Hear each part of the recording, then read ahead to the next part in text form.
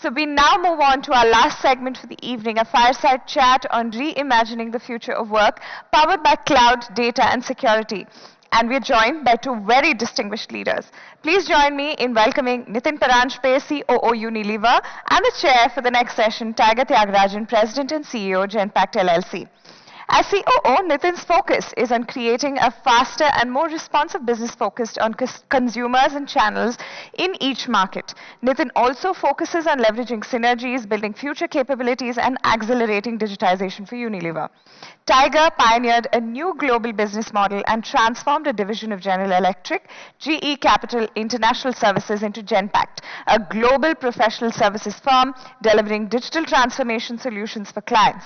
He frequently writes and speaks on such topics as digital disruption, global talent issues, continuous skill development, and the importance of building a strong corporate culture. Ladies and gentlemen, put your hands together for these two.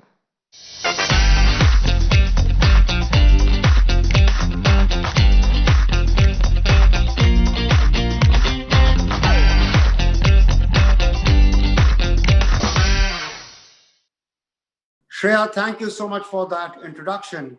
And Nitin, wonderful to have you in this conversation. Thank you. Thank you, Tiger. It's a pleasure to be here for this NASScom event. It is a unique environment we've been living in for the last now almost 12 months. And I guess the perfect place to start the conversation is, what does this mean for the future of work, for the future of business, for the future of what all of us do and you and I have been doing for so many years? How do you think about that? It's an interesting question, which I think would have occupied all our minds over the last year or so, as we've been faced with wholly unprecedented times. But I think there are two aspects to this question, the way I see it. One is the future of work, and the second might be the future of the workplace. Yeah, and I think it's good to draw a distinction between the two. I think the future of work is something that people have been talking about well before the pandemic. Right. I think as a consequence of the way technology has been spreading, AI, automation, etc., there are so many reports which basically say that most of the jobs which exist today won't exist in this form. Not in the too distant future. In the next 5 or 10 years, more than half the jobs which we're doing today won't exist. And that poses significant challenges to all of us. And we as a company at Unilever are thinking hard as to what do we do? What do we do with our teams, with our people, when we can't necessarily guarantee people employment, but how do we make sure that they're employable? So skilling, reskilling is a huge agenda at this moment, and I can talk about that a little later. Which the pandemic has brought to the fore is really the future of the workplace. I don't know whether I'm overreaching myself when I say that it is very, very unlikely that a mandatory 5 days in the office is ever going to come back again. Yeah. Wow. I don't think it ever will. And as we have over the last 9 months, 12 months, looked at what's going on, talked to our people, carried out plenty of surveys to assess how people feel. What do they want to do now that we've all experienced that it is possible to work differently? Yeah. And I think across countries, across places, we find that most people would like to be back in office 2 to 3 days a week. I don't think anyone would be there 5 days a week. I'm exaggerating when I say anyone. Very, very few people would like to do that and need to do that. But equally, I don't think anyone can or should be working from home all the time. Because while we may be managed in the spirit, I think there is something to be said about social capital and culture, etc., which requires us to get together from time to time. Not 5 days, but maybe 2 to 3 days. And I think in that context, we've also been thinking hard and experimenting boldly, I might say, and it could go wrong and we will come back, but we've also been thinking whether the future might even be a 4-day work week. So New Zealand, at this moment, we have just launched an experiment to see see whether a 4-day work week is at all practical. And when we did that, you can imagine the obvious sort of issues, concerns, all the reasons why it might be a terrible thing to do was what was brought up by people. But as we think back, we realize that when I joined the organization, when I started working, a 6-day work week was the norm.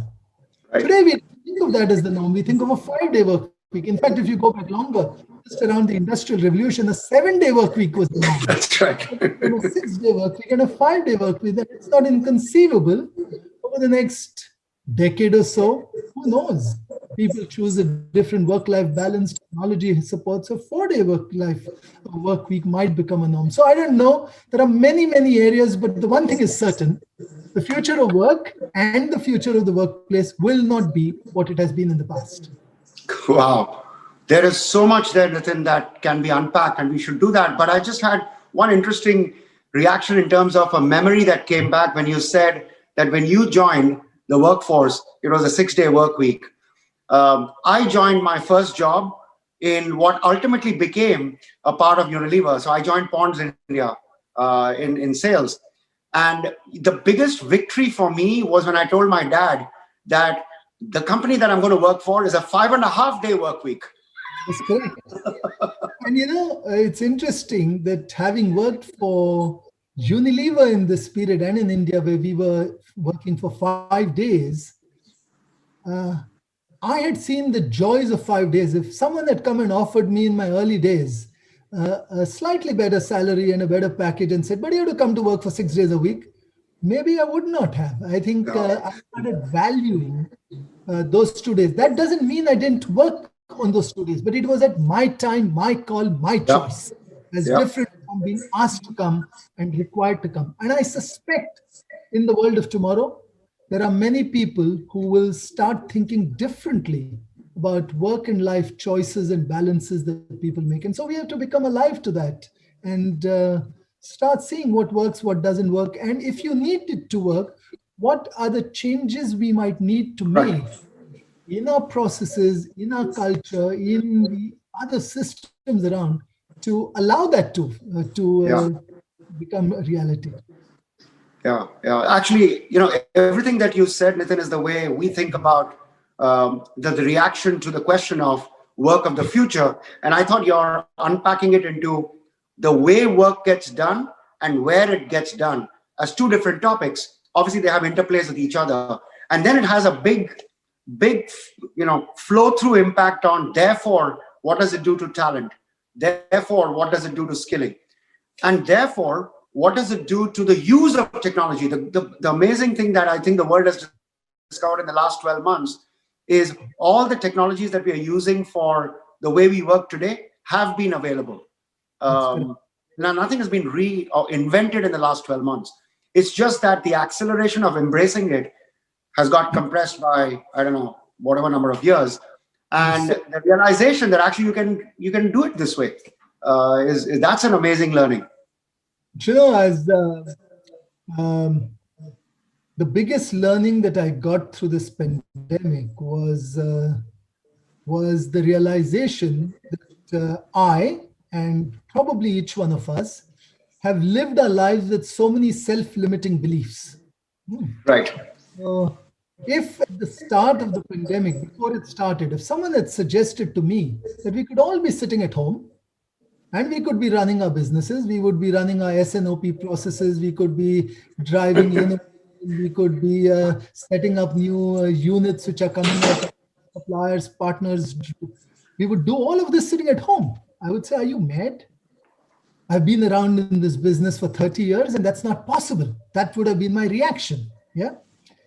And it required a crisis. It required all of us to be forced into abandoning what we were doing in the past and not voluntarily, but being forced into exploring a different possibility. And that the act of doing that just opened our minds. And the question then, and now I realize that much of it could be done. Yeah. It doesn't mean that you can forever run business in this manner, but it does mean that it doesn't have to be run the way it was running in the past. That is absolutely clear. And therefore, the question in my mind is, sorry, excuse me, what other self-limiting beliefs I might still be carrying? Yep. How can I become open enough not to wait for the next crisis to allow for newer possibilities? Because, like you rightly said, the technology existed, but we simply didn't choose to leverage it the way we are doing now. Yeah. One of the advantages, Nitin, in that realization is the fact that neither you nor I nor any one of our competitors were given an option.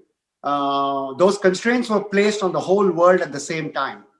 So, unfortunately, when that is not the case, you have one set of people who change behavior, and you have another set of people who don't. And then it depends on competitively which wins out. Whereas here, I mean, one of our board members actually said, wouldn't it be great if all governments together put a constraint on no traffic on weekends, and that will reduce carbon emission by 20% in the world? For sure, I think that was a big driver to the change that we carried out. It would have been very difficult for one company to have done it on its own. That said, there are several things that we have been doing over the last 9 months, which we would love to do even after the constraint has been removed. And that tells me that, frankly, that was an advantage. We could have done it on our own earlier. I'll give you just one example. I think the way we are leveraging, in a way, we are not connected, we don't see each other. But I think as a company, we feel more connected with each other. And every survey which we carry out, our employees tell us they feel more connected with the company today than they felt when we were all getting together in office, for example. Number two, I think we are now exploring new ways of communicating. It is possible for this chief executive to reach out to 150,000 employees every week if he or she wished to do that. Yeah. Yep. And in crisis, we started doing this. Yeah?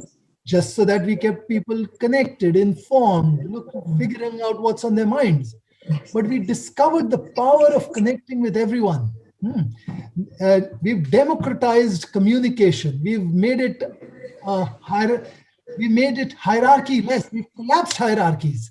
It's the number one person talking to every single person. In the past, you did cascades. You talk to 20, you talk to another 100. I think that's yesterday's world. It's gone. And I think the power of technology, where you can get online feedback from every one of them and what's on their mind, what's troubling them, unfiltered by 3 to 4 or 5, 6 layers of management, which by the time it reaches you, it's nothing like the sentiment which was expressed. Now, all of that is gone, and these are remarkably. Nitin, sorry to interrupt you, but doesn't it mean that not all enterprises, not all companies, not all businesses are going to respond the way you just described? And I've seen this at close quarters with Unilever, the way Unilever has responded. And if that is the case, what's the characteristics of a winning business versus a not so winning business in this new way of working, both in terms of how it's done and where it's done? Does that change the dynamics of who's going to win? I think it does. I think in the short term, the way I would say. So firstly, I would not want to hazard a prediction in terms of how the future will be, because there's an interesting book called The Zurich Axioms. It's written by some axiom. It's about the Swiss bankers who built great expertise in the money markets and in that field. And someone wrote a book about observing how they behaved and what they did. And those were called the Zurich Axioms. One of them says, never trust anyone who claims to predict the future, however dimly. Yeah. So I cannot predict what the characteristics will be, but I could have probably a sense of what it might be. If this world is going to be, technology is going to be the driving force of everything that's going to take place. And that's pretty clear. Yeah. That's clear. Yeah. All organizations will have to be almost technology first. They have to embrace digitization in ways that we have not imagined before, which is different from digitizing existing processes, but it is about reimagining how business could be done in the context of the technology which exists. So that I think, and in the early days, The companies which do that quickly, fast, and leverage it will be winners. Yeah. But the time will come when that will become table stakes. I think the hardware component of technology will become table stakes. That won't be the differentiator. And I think then if you look at what other changes are likely to take place, it will then define the characteristics of the organization. The second one probably is, I think we will all agree that change is going to be more rapid than has ever been before, and it will only increase, and the world will be more uncertain. Yeah. If you accept more change and more uncertainty, then there is an obvious conclusion that there will be a premium on agility, flexibility, the capacity to course correct, the capacity to build new skills, new capabilities very, very rapidly, because the changing world will mean new opportunities, new stuff. Yeah. And that means we'll have to rethink an organization. We'll have to think about how, not about core capabilities the way we've thought of in the past, but a new core capability will be the capacity to assemble the skills required, the capabilities required at a point in time when the job is done. Disaggregate, get the new stuff in. So I think coming together, separating, being much more fluid in the way we've thought of an organization will become key. And there will be other things. I think rapid change will also force us to change and check whether our financial models are appropriate. Conventional payback periods, which we thought were okay in a world which didn't change too much. Yeah. But if change is going to be so rapid, you can't have long payback periods. You have to have shorter payback periods, which you have to work with. So huge consequences on that. And finally, I guess the third change in society, in the world, is going to be society's expectations of business. Yeah.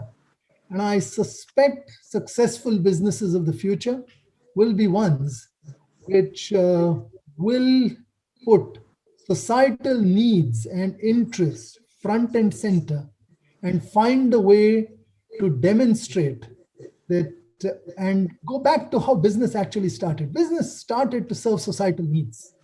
And when you did a great job, society rewarded you in the way of making profit. That's how business started. Unfortunately, business schools have taught us, wrongly I believe, that the purpose of business is shareholder wealth maximization. That's right. Yeah. I think the outcome of a great business is shareholder wealth maximization. The purpose is still to serve societal needs. And I think in the future, businesses which get back to this and think of multi-stakeholders that we need to serve, and yes, the primacy of this one stakeholder, important stakeholder, which is our shareholder, but he's one of many. So I think these might be some of the characteristics that. No, actually, the last point on multiple stakeholders reminds me that in the early days of the response to the pandemic, the conversation between our teams, Nitin, if you remember, was both of us independently as organizations had come up with 2 design principles for response. The 2 design principles that we had come up with was health and well-being and safety of our employees, along with continuity of services which we thought were incredibly critical for society and for our clients and for their consumers. And independently, you and the leadership team at Unilever had come up with broadly similar, and therefore the teams got together and attempted to achieve both. Yeah, identical. Yeah, and the other thing about the world of tomorrow and the response and the chances of businesses being successful being those that are highly agile, that have a shorter window of time where they expect results and then they keep course correcting. The interesting thing is the progress of technology actually helps move in that direction. So you have to move in that direction because the world is becoming much more volatile. But technology is actually helping you move in that direction. So why wouldn't you do it? So it's a virtuous cycle. But then you have to embrace technology, which means technology and digital is first. And we are already seeing that in our business, in our clients. Already, all of that, digital is first, technology is first. Payback periods have dramatically reduced in the way people are thinking about payback on almost any investment decisions. We're seeing the importance of real-time analytics in order to take decisions and course correct. Doesn't matter which area, whether it's supply chain, whether it is underwriting in an insurance business and so on. it's just fascinating that it's here. It's not in the future. It's happening already. You touched upon a very important aspect of data analytics and data-driven decision making in all aspects. I think we've said it, but unfortunately, some time ago, we simply did not have sufficient information. Now you get real-time information of the actions, the investments, the decisions you make, and you have the capacity to therefore be much, much more rigorous in the choices that you tend to make. Yeah, and the other word that you used, which we use in a reasonably similar context, is democratization. So that data, that information, and those insights are now highly democratized because that information is available typically on the cloud more and more, and it's accessible by anyone from anywhere on any device, obviously with the constraints of who's allowed to access what. And therefore, there's no, I mean, it goes back to, therefore, what is the importance of hierarchy? Beyond a point, if I have the same information as my boss has, then I should take decisions. I don't need to go check with my boss, or I don't need to check with her every time. That is absolutely true. And I think organizations willy-nilly will get flatter. And I think something else will happen. I think the democratization of information and some other changes which are taking place in society. There's a general trend towards more conscious consumerism, activism, employee activism as well. I think increasingly we are seeing in many examples of employees with the same information as you have, having the capacity to hold leadership to account, saying you say this, this is what you say, but your actions are inconsistent, etc., etc. And I think the platforms today allow for dialogue, interaction, collective movements, which are starting in society, will start happening in within businesses. But that's the new world, which we have to embrace and learn to take advantage of to succeed. So Nitin, the advantage I think I have is that my hair has become so gray that, beyond a point, I don't need to worry about, how do I respond over the next 30 years to be a really valuable talent and a leader in this new environment. But let's talk about, people who are entering the workforce now or are young in their careers. What kind of talent and what kind of capabilities, characteristics would you think are going to make them really successful in this new world, in the new world of business? I have to say, if you're worried about your hair getting gray, I'm happy to trade places with you. But getting to the question, which I think with everything that we've described, I think in the future, two things will matter. First, I've always that irrespective of hardware, human capital, everything else. And the phrase I use, which I will always beat IQ. It is the attitude that people will bring to the job, to what they do, which will make a massive difference. And the attitude that we need of the new people coming in is one of to achieve, but also the capacity to unlearn and relearn. In fact, learnability might be the defining characteristic of people into the future. And a defining characteristic because I think a big challenge of our times will be the need to reskill, upskill, etc. There are the things that you will get formal education for will become irrelevant before you imagine. And therefore, that might become one. That's one. Number two, I think the comfort with ambiguity, the comfort with the uncertainty, the ability to handle all of this. And not see that as a problem, but see the joy of being able to address seeming paradoxes and find answers. And that's a different mindset. And that will make a difference. I think there's a third thing that we will need. I think we will need people who have the capacity to embrace diversity. Yeah. inclusion, bringing in people with totally different ways of thinking will become more and more important in a world where very varied and different problems will strike you. If we knew that we were dealing with only two types of issues in the future, you can pack your people with those, but we will have problems thrown from different areas. We will not know what those are. And therefore, diversity will become more important as we start. And last but not the least, I think we need people who somehow have a way of getting out of this mindset of win-lose. I think thinking ecosystem, thinking collaboration, thinking partnerships, thinking multi-stakeholder. This is a different mindset. It's not a win-lose mindset. It is a win-win mindset. And that's a very different set of people whom we will need. That's my sense, but I could be wrong. Like I said, I don't have a crystal ball and I can't predict the future. No, so interestingly, Nitin, our belief is 100% aligned on this topic. It's a little bit self-serving because we believe that our industry actually has built this capability over many years without really having any other option. The capability to learn, reskill, take a young workforce and over many years, skill them through technology change. And therefore, we've always said the world is going to become more and more like that. Of course, the pandemic, all that it's done, it's that it's compressed everything, including this cycle. So interestingly, we are finding that agility of the talent to learn, reskill itself, and bring in diversity in order to solve problems for our clients is actually beginning to create even more traction than before for the industry and for people like us. I also think it positions India, interestingly, as a real big next level of opportunity. Given Unilever's global presence and such strong presence over many decades now in India, your perspective on India on this topic, and what can it offer the world? So I think, firstly, I'm no expert, but just a couple of quick reflections that I've got.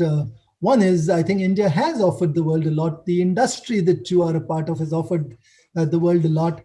And I think you will continue to have a massive opportunity as an industry to address the big challenges facing the world. I think in the early days, what India offered was high quality talent in technology, but benefiting largely from the wage arbitrage that we had. That is increasingly going to become less and less relevant. And therefore, moving up the value chain, which the industry is doing, will become important.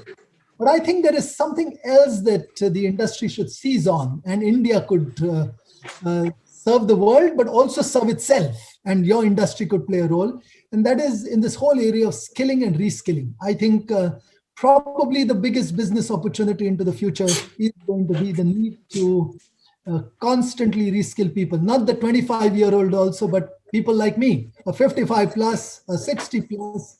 The reality is life expectancy is rising. The notion of conventional retirement is of the past, but skills need to be updated, and that's the role that you could play. A huge opportunity in that sense for India. The second thing I often dream about, I don't know whether it's possible, but I think there is a chance for this industry to reframe the challenge of India. And the challenge of India has been illiteracy. A large number of people who don't know how to read or write. And if you don't know how to read or write in the past, frankly, you would be subjected to a life of mediocrity and poverty because you simply could not progress and get into the economic, contributing economically in the way that educated people could. But the technology that we've got today with audio as a tool, voice as a tool, frankly, completely changes the way we think of what literacy is. You don't have to read and write to be literate. I can listen, and therefore I can grow intellectually, emotionally, if I'm able to hear. And if people in this industry start thinking in terms of providing inputs to educate people using this as a medium, I think it could be transformational. And we see this happening. So many of our people responding on WhatsApp they don't know how to type, they don't know how to read, but use voice command. And I think that's on an everyday transaction. If we can think of it a little more strategically, as to how can we leverage this aspect so that no person is ever left behind. And just because you missed the opportunity when you were growing up, you don't have to miss it into the future. You can still leverage the native intellect that people have got with the tools that we are able to provide. And that could be the opportunity for your industry and for the country going forward. I think that's a great note to end on, Nitin. This notion of illiteracy can be attacked by actually removing the need to have to read and write and convert everything using technology into a voice-driven, speech-driven, which actually you and I both know, having grown up in India and lived there many years, there are such smart people. All they don't know is read and write, but they're really smart people. You have a conversation with them, they are brilliant. So on that note, thank you very much, Nitin, for joining this conversation. I'll end by saying more exciting future than at least I have ever seen in the industry that I've been in. Oh, 100% right. At times I regret the fact that I'm closer to ending my career than starting it. But that's the excitement of everyone getting into the workforce today. Thank you very much, Nitin. Bye-bye. Bye. Thank you, Tiger, Nitin, for that high energy end to what has been a fabulous day one of NTLF 2021. The distinction between work, workplace, and what the future holds. Pertinent questions that arise in this new reality. With the changing landscape of the future of work, even from before the pandemic, how it catapulted over the last 12 months, and how the adoption accelerated manifold, this conversation makes you question many jobs as we know them today and how they may not exist in the former decade from now. The bit for me that I take away with me will be how we have to live life in a way which is not constrained by self-limiting factors. At the end of the day, your feet need to be dirty, your eyes sparkling, and your hair messy.